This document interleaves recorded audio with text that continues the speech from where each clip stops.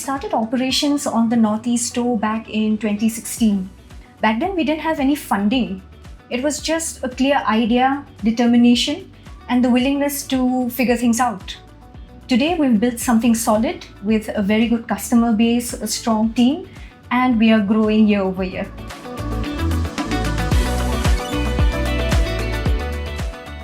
We have been running Eurotech Private Limited for 6+ years.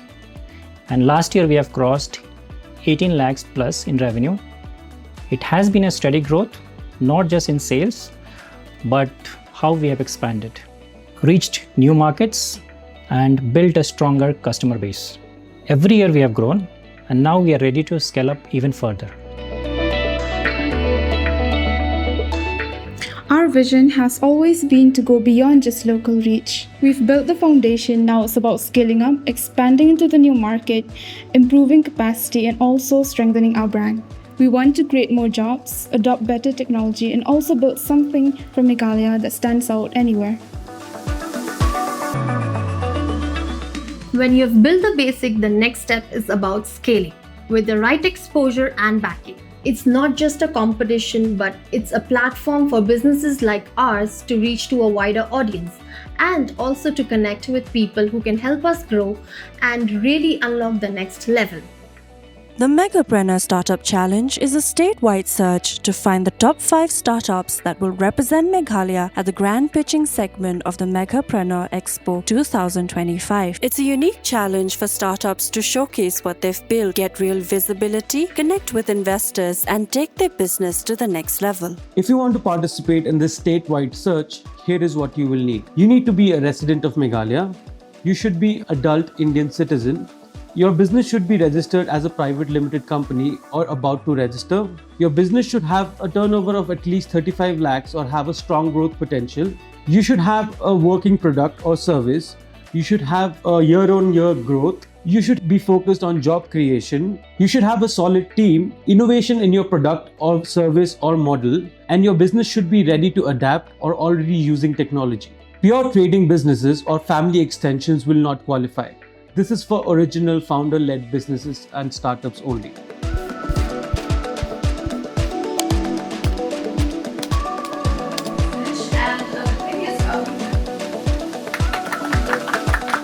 From across Meghalaya, 25 startups will be shortlisted to pitch in the next round, and 5 will get a chance to represent the state at the Megapreneur Expo 2025. We have built through struggle.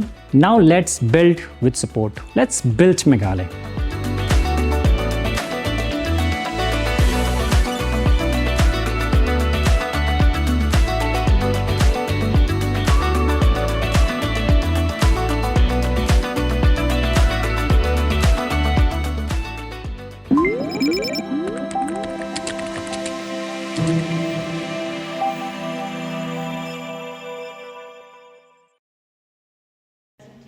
Ki Shillong kinong thok Khubor kebel syap Pynkup Burom ki kentup yu ba de maya siang Shah, uba John Thaba, uba Powell Soklet, uba Barnes Marmanyang, uba Francis Khongwar, ba M Thayang, ba Starfing Pada Kasiet, Manush Das, Urajib Chaudhuri, ba Dr. KK Junjunwala.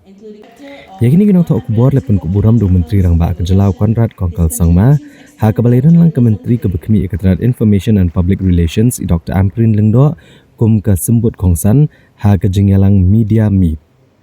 Hagabaledan lang ru Chief Secretary Kejelau ba DP Walang, Development Commissioner but Principal Secretary Dr. Sampat Kumar, Head Officer Sarkar kinong thok Khubor bat kiwe-kiwe.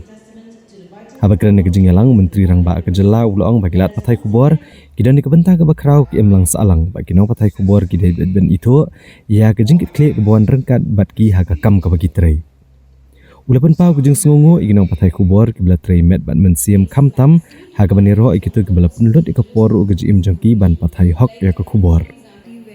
Ulapan cairu halor kejeng kular ke sarkar ban kershan ikinong Pathai Khubor leng ba ke welfare scheme ban mat ai kejeng kershan ke baman lau benai ke baspo hajar tengkas ikinong Pathai Khubor kibla no kerta hapo jang ke Meghalaya Journalist Welfare Scheme arhajar arpusau. Nalor keniau lo terwaru ban ajing rapisa ke bakot lai pesan lak tengka. Kania ke media meet kelalong halor kamat from print to pixel, navigating trust, technology, consumption and accountability. Badla penelong yaki workshop ulor kimat beper ya kebalayo ekejingkran kerpang negiro Shampang na kelengki benta jongkari. Which I would like to share is that we sometimes don't realize the kind of responsibility and power that we have. When I say we, I mean you as journalists and as media people. And I think it's very important to be able to understand that responsibility and that power, because it influences the way our society is, the way our state, the way the state's affairs are held or taken care of, and how we move forward or how we move backward.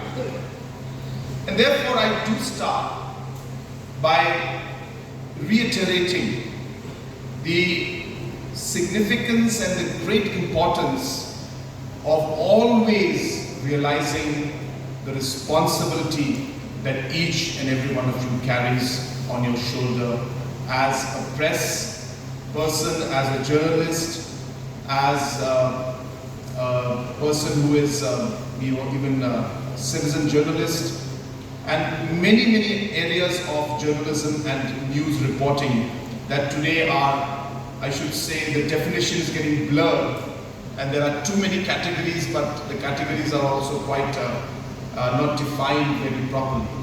So that's the first thing that I would like to stress on, and I'm sure that all of you realize that whenever you are working, and whenever you are, you're writing your piece, or whenever you're interacting. So that is the first and the most important part that I need to always remind you of, that you come with a lot of responsibility on your shoulder. We have also realized as a government is that while the press and the press fraternity has been contributing immensely to our society, to the state, to the country, we realized that at some point in time, it's important to recognize this contribution that is being made. You know, I am always a very strong believer that it's not about what you give or about the amount that you give. But I think it is important that whoever the person in whatever walk of life, at some point in time expects that the person will be recognized in some way, will be appreciated for the work, the contribution they have done. It's human nature. And in 2018, if some of you remember, this started with a thought process of actually for entrepreneurs. I started recognizing entrepreneurs. Those were the first group of people I started recognizing. And I truly felt that, you need that recognition. And I'll tell you where this comes from. It comes from myself actually. And I remember as a small entrepreneur when I was very young, I was struggling and I really didn't know what to do, how to move about, so many areas of difficulty. And I sometimes just would wish that somebody would come and just give a pat on my back and say, don't worry, you're doing great. It's tough, but keep going. And I think even that small pat on the back would have motivated me so much, even through those difficult times, even if that I didn't get the money or any kind of support from the person.